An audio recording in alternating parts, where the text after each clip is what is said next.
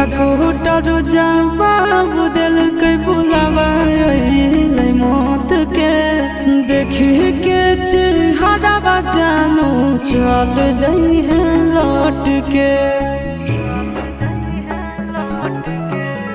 डकोटर जवाब दिल के बुलावा मौत के देखी के चेहरा जानू चल जाई है लौट के।